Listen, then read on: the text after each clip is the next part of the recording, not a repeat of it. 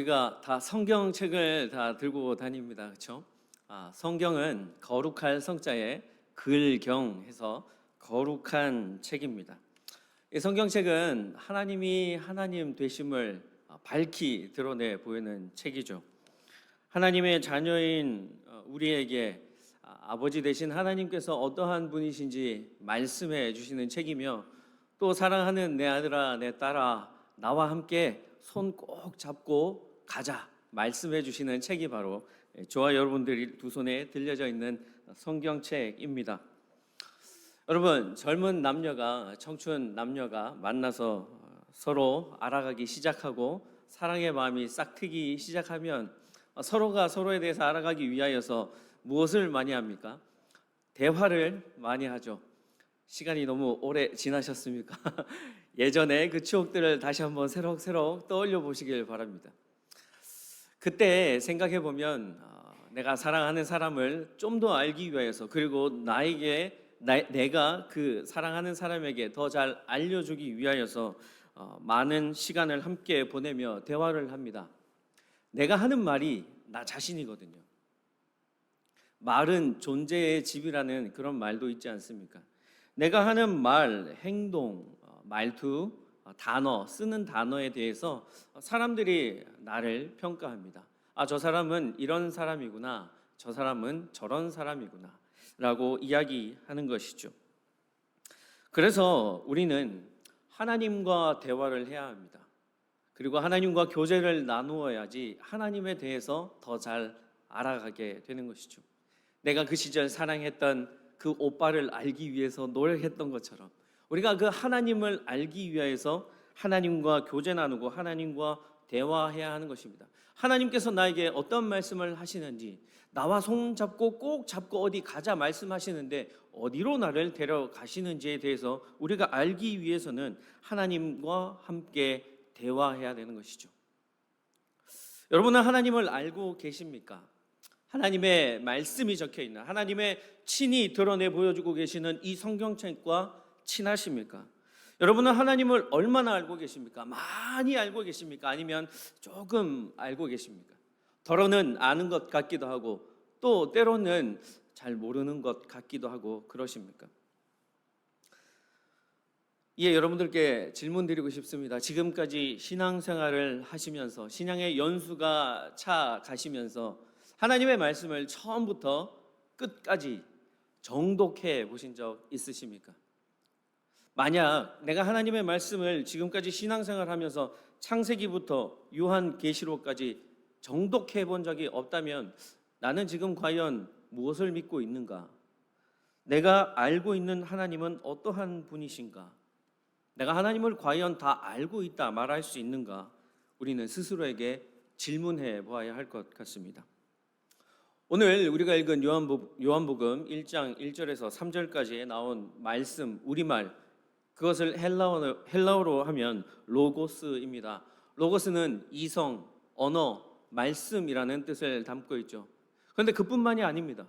이 로고스 안에 담겨져 있는 뜻이 어마어마합니다. 지금 저는 여러분들께 딱 3가지만 말씀드렸습니다.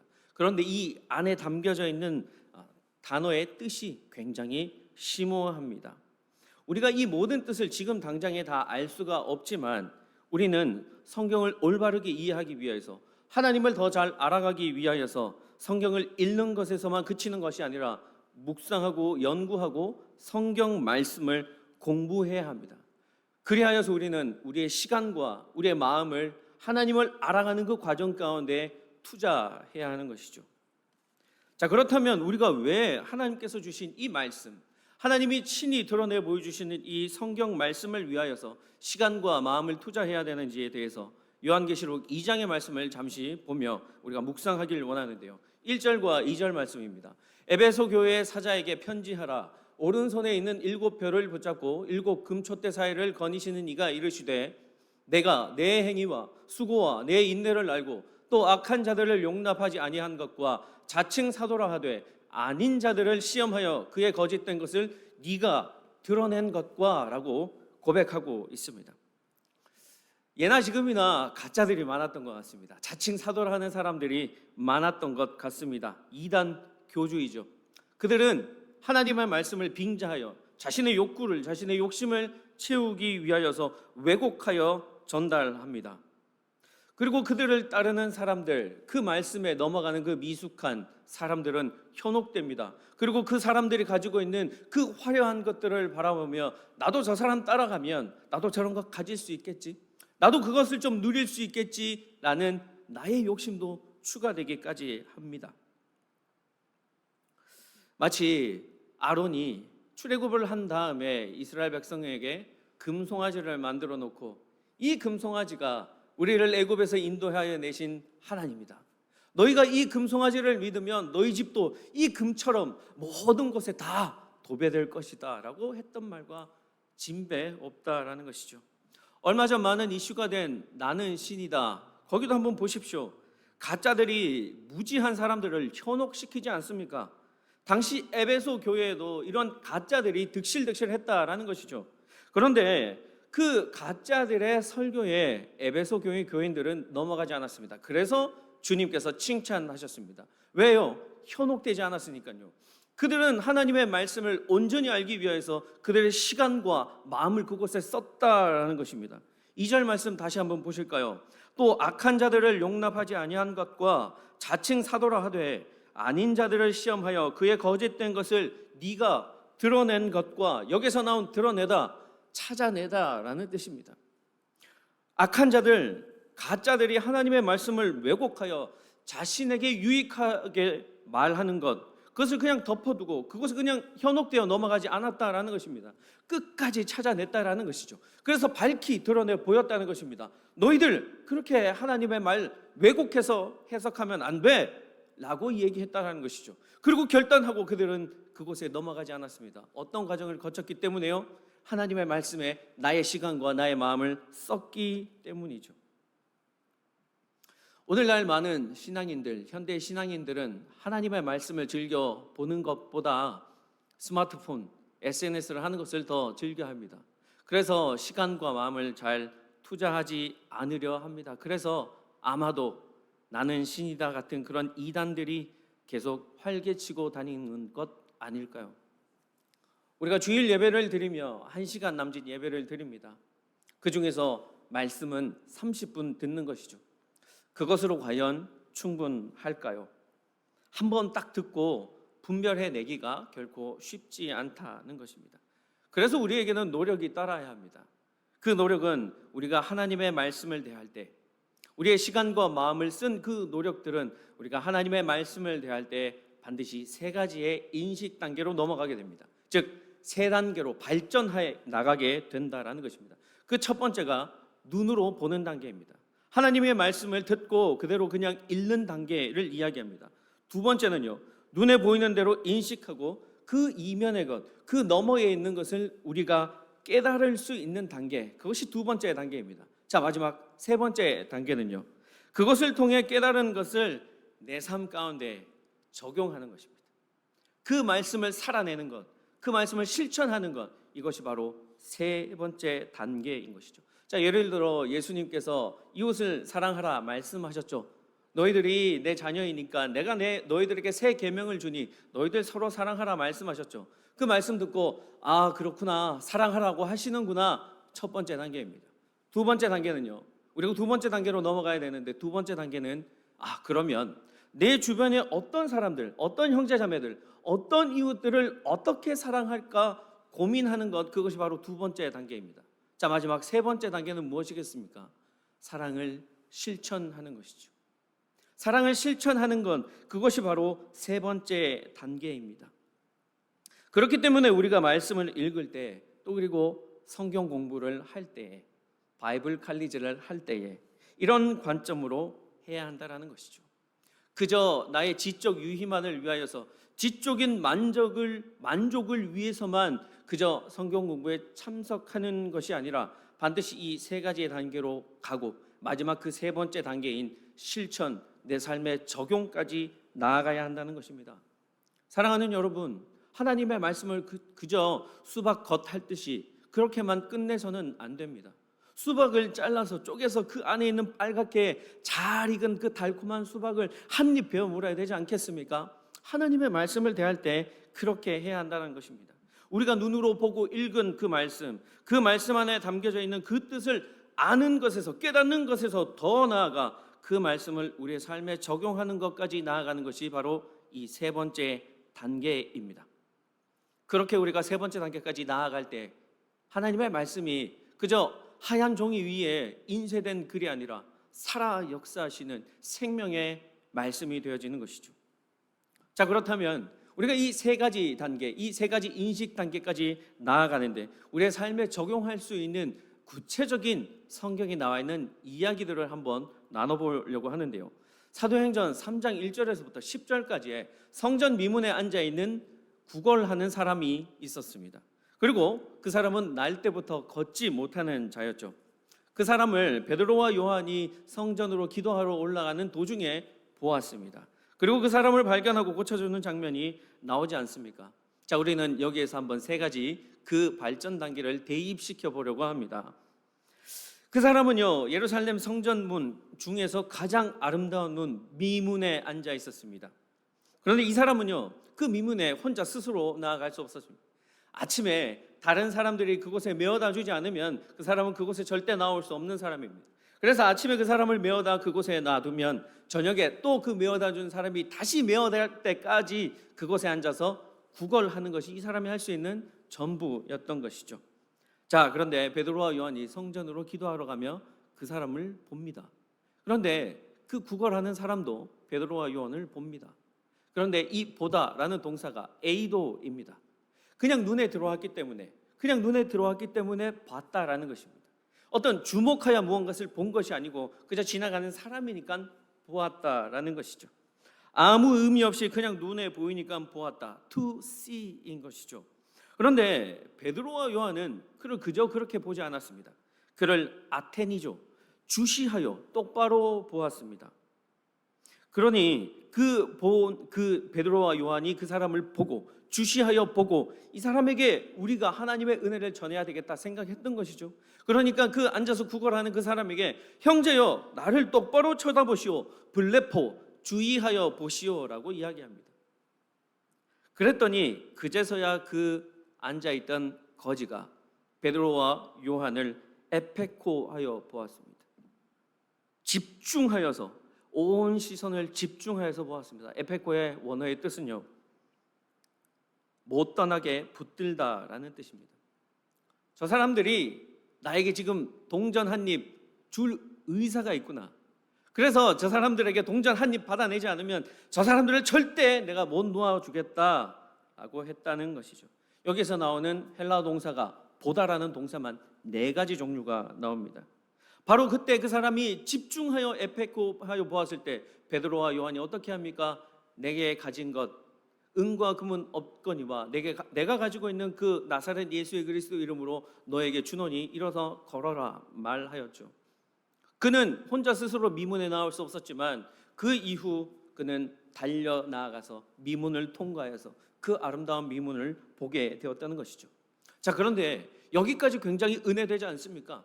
자, 우리가 집중하여서 하나님을 바라보면 믿음의 눈으로 그를 바라본다면 하나님이 우리를 고쳐주시는구나. 그런데 이것이 첫 번째 단계입니다. 자, 두 번째 단계로 넘어갈 수 있어야 합니다. 두 번째 단계는 무엇입니까? 예전에 제가 잠시 기도에 대해서 말씀을 나눌 때에도 마태복음 8장 14절에서 15절의 말씀에 베드로 장모 이야기를 잠시 드렸었습니다. 베드로와 주님과 동행했던 베드로의 장모의 열병을 주님께서 베드로가 굳이 아뢰지 않았는데 간구하지 않았는데 고쳐주셨던 것을 잠시 말씀 나누었었죠. 자, 이것을 보면 우리가 상식적으로 생각한다면 베드로에게 장모가 있다.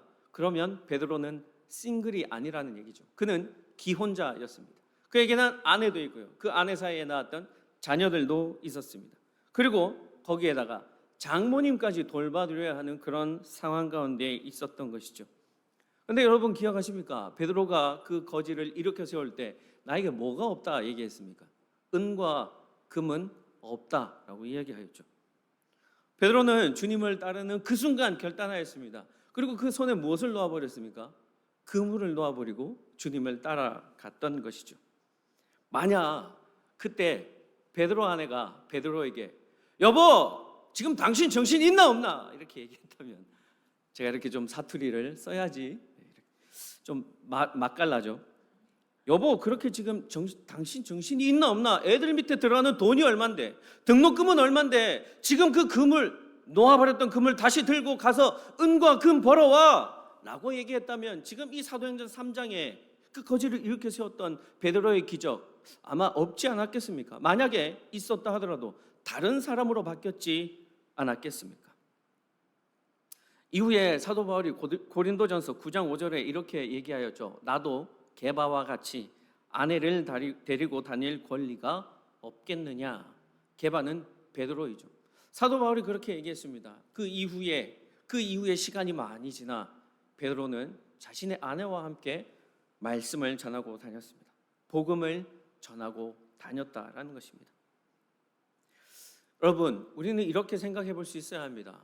베드로가 사도행전 3장에서 그 미문에서 거지에게 손을 내밀었을 때에 일어나라 말하며 그 손을 내밀었을 때에 베드로 아내가 물리적으로는 그 자리에 함께 없었지만 그는 그의 믿음의 손을 함께 내민 것입니다. 그의 남편과 함께요. 절대 베드로 혼자 한 것이 아닌 것이죠. 주님의 이름으로 권면합니다. 사랑하는 아내 여러분, 남편에게 잘해주시길 바랍니다. 더 사랑하는 남편 여러분, 더 사랑하는 아내에게 더욱더 잘해주시길 바랍니다. 여기까지 볼 수 있는 것이 바로 두 번째 단계입니다. 자, 그렇다면 이 말씀에서 적용할 수 있는 세 번째 단계는 무엇입니까? 세 번째 단계는 우리의 모습으로 내가 지금 예수 믿는다고, 내가 하나님 말씀을 듣는다고 이렇게 신앙생활을 하고 있는데 우리의 이 모습으로 우리 주변에 영적으로 안전뱅이 아직 일어서지 못하고 있는 사람들이 왜 못 일어날까에 대해서 고민해 보아야 한다라는 것이죠. 나의 삶이 베드로 아내처럼 살고 있지 못하기 때문은 아닌가 생각해야 한다는 것, 바로 그 단계가 세 번째 단계라는 것입니다. 또 다른 예를 한번 들어보겠습니다. 마태복음 16장 16절에 이렇게 기록되어져 있는데요. 시몬 베드로가 대답하여 이르시되 주는 그리스도시요 살아계신 하나님의 아들이시니이다. 우리가 너무나 잘 아는 구절입니다. 이 대화를 한 장소 어디입니까? 가이사랴 빌립보이죠. 우리는 이 가이사랴 빌립보가 어떤 장소인지 좀 알아볼 필요가 있는데요. 분봉왕 빌립이 로마 황제에게 그 가이사랴 빌립보를 바치기 위하여서 로마 황제를 뜻하는 카이사르, 영어로 시저, 그 카이사르를 자신의 이름 앞에 붙여 가이사랴 빌립보라는 지명을 만들어 그 땅을 로마 황제에게 드렸습니다. 자, 그러기 위하여서는, 그 공식이 성립되기 위하여서는 반드시 행해야 되는 것이 하나 있는데요. 그 도시 한가운데나 혹은 그 도시 가장 높은 곳에 로마 황제를 숭배하는 신전을 만들어야 했습니다. 그 조건을 충족시켜야지만 그 지명 앞에 가이사랴 붙일 수 있는 것이죠. 자, 그런 곳에서 그 가이사랴 빌립보, 그 어디에서나 로마 황제를 숭배하는 그 신전이 보이는 그곳에서 주님께서 제자들에게 질문하셨습니다. 마태복음 16장 13절에 예수께서 빌립보 가이사랴 지방에 이르러 제자들에게 물어 이르시되 사람들이 인자를 누구라 하느냐? 야, 너희들 말고 사람들이, 그 당시 있는 많은 사람들이 나를 누구라 하느냐? 제자들이 그렇게 대답하죠. 누구는 세례 요한이라고도 하고요, 누구는 엘리야라고도 하고요, 누구는 예레미야라고 하고, 어떤 사람은 선지자라고 합니다. 이 사람들 다 선지자였죠. 그러니까 사람들은 다 예수님을 선지자로 바라봤다는 것입니다. 당시 선지자 어떤 사람들입니까? 행색이 초라한 사람들입니다. 굶주리고 헐벗은 사람들입니다. 하나님의 말씀만 전하기 위하여서 하나님만 바라보고 나아가던 사람들, 그 사람들이었죠. 그러니까 당시 사람들도 예수님을 아무리 잘 봐도 그저 선지자 중에 한 명이라고 대답했던 것이죠. 자, 그러자 예수님이 이제 제자들에게 질문하십니다. 그러면 너희는 나를 누구라 하느냐? 그때 베드로가 믿음의 고백을 하죠. 주는 그리스도시요 살아계신 하나님의 아들이시니이다. 이 위대한 고백을 했습니다. 그런데 여러분, 이것이 첫 번째 단계입니다. 자, 그렇다면 우리가 두 번째 단계, 그 다음 단계로도 넘어갈 수 있어야 하죠. 두 번째 단계는요, 왜 예수님이 굳이 이곳 가이사랴 빌립보에서 제자들에게 질문했을까?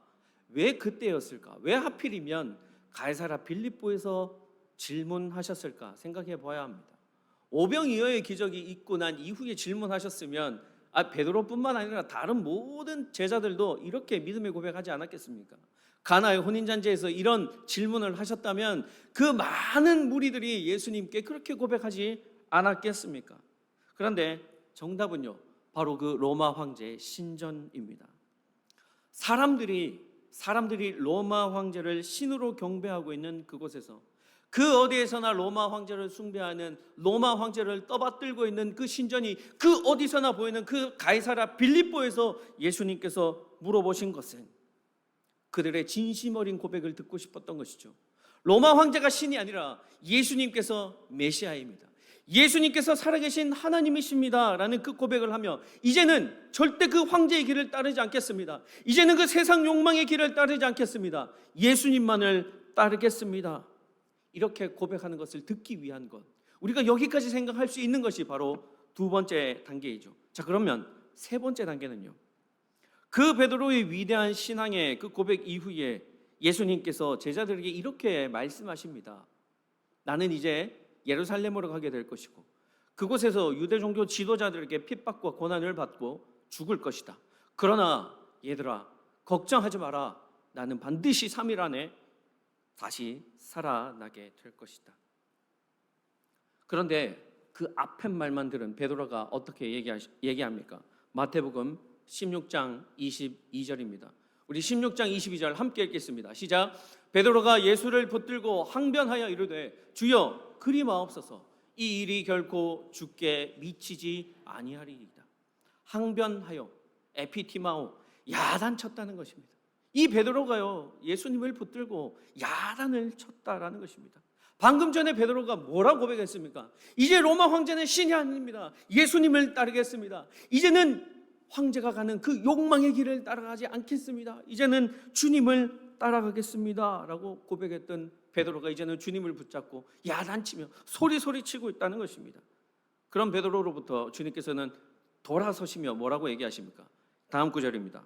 예수께서 돌이키시며 베드로에게 이르시되 사탄아 내 뒤로 물러가라.